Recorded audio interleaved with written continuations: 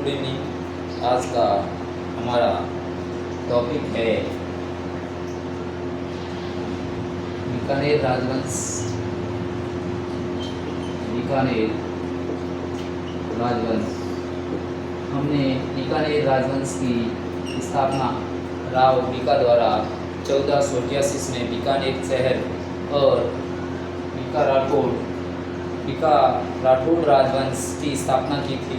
उनके बारे में हमने पढ़ा था कि कोडम देशन में भैरू जी का मंदिर और 18 हाथों वाली देवी नागदेची माता के मंदिर का निर्माण और इनके चाचा कांदल और मामा नोपाजी साकला और करणी माता के सहयोग से शेखा बाटी की पुत्री के साथ इनकी शादी और आपस में समझौता और पांडु गोदारा के द्वारा जो कि बीकानेर की सहायता के बदले बीकानेर का क्षेत्र इन्होंने दिया, जो कि बीकानेर राज्य की स्थापना की थी। और बीकानेर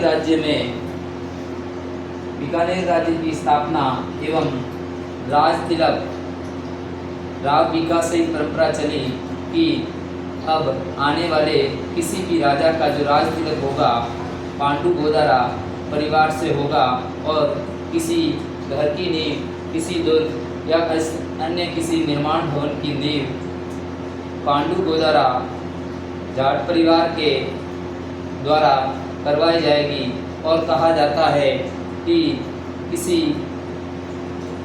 दुर्ग या शहर की स्थापना का जो शनिवार का दिन शुभ माना गया और व्यापार की दृष्टि से बुधवार का दिन श्रेष्ठ माना गया। ये कहावत हमारे बीकानेर राज्य से प्रचलित है। तो इनके पश्चात 1504 में राव बीका की मृत्यु हो जाती है। राव बीका की मृत्यु, इनके पश्चात उनका पुत्र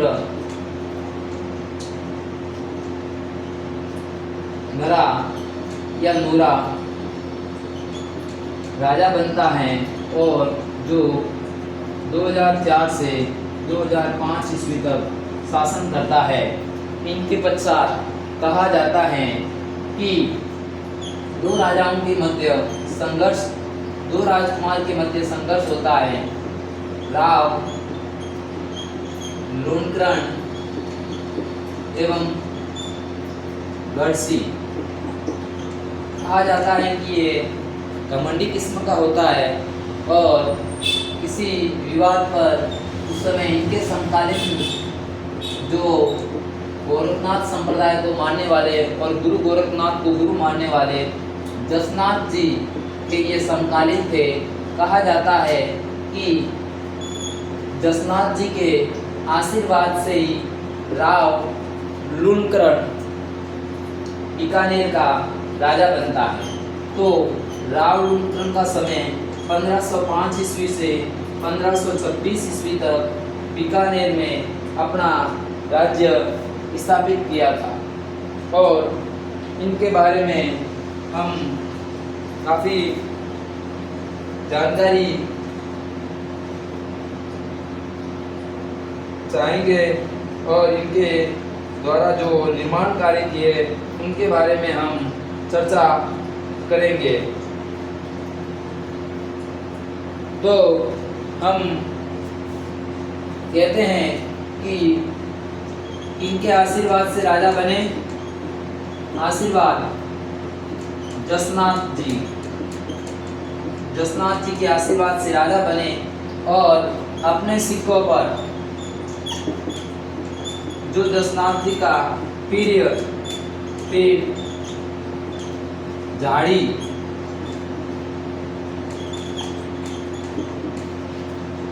उनका चित्र अपने सिक्कों पर चित्रित करवाया।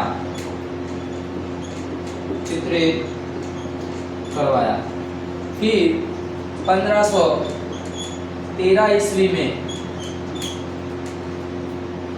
नागौर में उस समय शासक महमूद खान एवं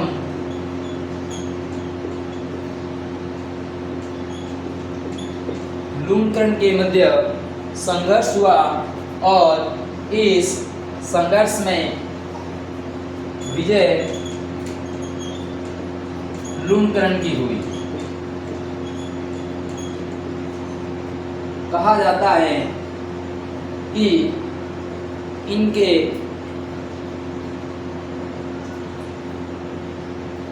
पश्चात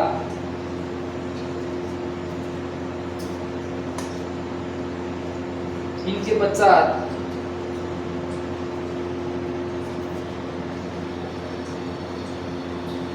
इनके पश्चात 1526 ईस्वी में नौसी हरियाणा में एक जगह है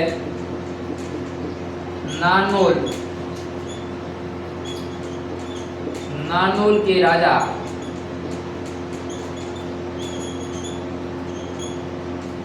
अभिमीरा और लूणकरण के मध्य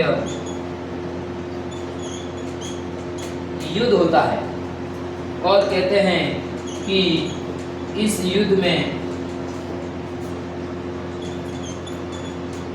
लूणकरण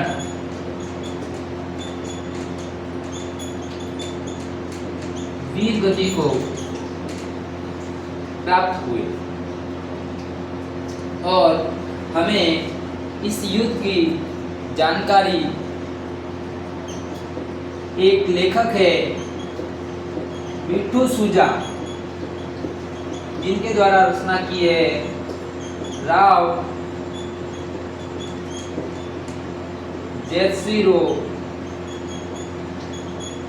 चंद, जिनमें कि इन युद्ध की घटनाओं के बारे में भी जानकारी दी है और साथ ही बिट्टू सूजा द्वारा राव जयश्री चंद इसमें लूणकरण को कलयुग का करण कहा है, एक दानवीर राजा।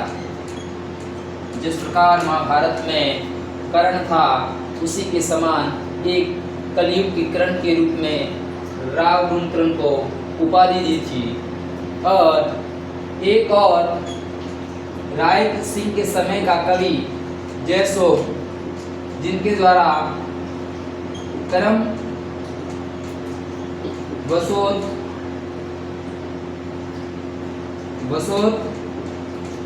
करम काव्यम की रचना की है। ये राय सिंह के समय की है। जयसोम लेखक का नाम है। करम वंशोत करण काव्यम की रचना की है। इसमें राव लूणकरण की तुलना महाभारत के समय का कर्ण से की है। तो आज हमने बीकानेर राज्य के बीका के बाद एक शक्तिशाली राजा जिनका नाम राव लूणकरण और जसनाथ जी के आशीर्वाद से 1505 ईस्वी में राजा बनता है, 1526 ईस्वी तक शासन करता है और जसनाथ जी का पीरी पेट जो झाड़ी है उनका चित्र अपने सिक्कों पर चित्रित करवाता है। इनके पश्चात 1513 ईस्वी में नागौर का शासक महमूद खान के बीच इनका युद्ध होता है और इस युद्ध में कहा जाता है कि राव लूणकरण की विजय होती है और 1526 ईस्वी में कोसी हरियाणा जो नारनौल के राजा अभिमीरा के साथ होता है और इस युद्ध में राव लूणकरण लड़ते हुए वीर गति को प्राप्त होते हैं। इसके अलावा इनके द्वारा निर्माण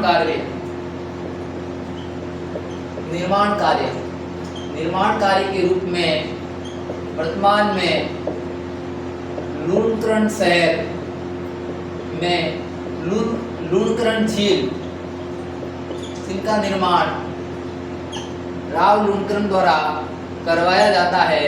और जैसा कि विदित है कि राव बीका द्वारा जोधपुर से लक्ष्मीनाथ जी की मूर्ति और नागनेश जी की मूर्ति, तो नागनेश जी की मूर्ति में लाए तो वहाँ नागनेश जी मंदिर का निर्माण तो करवा दिया था, लेकिन लक्ष्मीनाथ जी के मंदिर का निर्माण बीकानेर में लक्ष्मीनाथ मंदिर का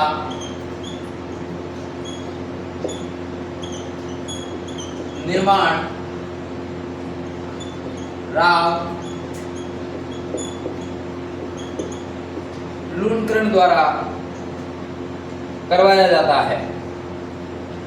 तो एग्जाम में इसमें से कई बार पूछा गया है कि कलयुग का करण राव लूणकरण को, और ये भी आ सकता है कि किस काव्य में और किस लेखक द्वारा ये बताया गया है।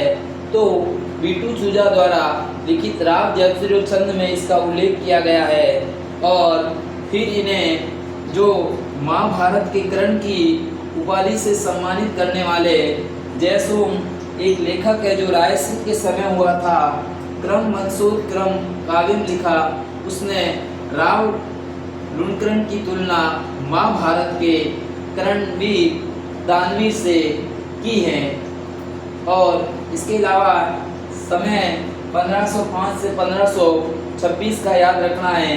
फिर नारनौल के राजा अभिमीरा के साथ 1526 में युद्ध है और इसमें लड़ते हुए वीर गति को प्राप्त होते हैं। और इनके पश्चात अगला राजा इनका पुत्र राव जयश्री बनता है। तो मैं आशा करता हूँ कि मेरे द्वारा दी गई जानकारी आपको अच्छी लगी होगी, और प्लीज़ ज़्यादा से ज़्यादा आप सब्सक्राइब करें, देखें और ज़्यादा से ज़्यादा इसका फ़ायदा लगे। मैं आपको वादे के साथ में कहता हूँ कि राव लूणकरण से संबंधित हर एग्ज़ाम में कई बार प्रश्न बनते हैं, और मैंने लगभग जो एग्ज़ाम में आने लायक प्रश्न हैं वो मैंने स्पष्ट रूप से आपको बता दिया है। और जैसा कि विदित है कि शॉर्ट नोट के रूप में शिविका स्टडी पॉइंट के रूप में मैंने शॉर्ट नोट्स बनाए हैं, जिसमें लगभग संपूर्ण राजस्थान के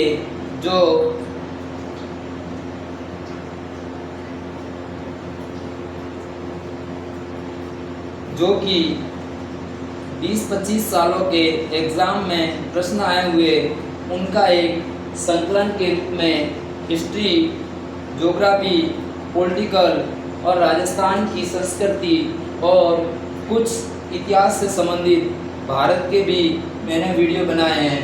तो प्लीज़ आप ज़्यादा से ज़्यादा Shivika study point short video channel और Shri Umed study point long video आप ज़रूर देखें, और ज़्यादा से ज़्यादा इनका आने वाले एग्ज़ाम में आप देखें तो आपको ज़्यादा से ज़्यादा फ़ायदा होगा। जय हिंद, जय भारत।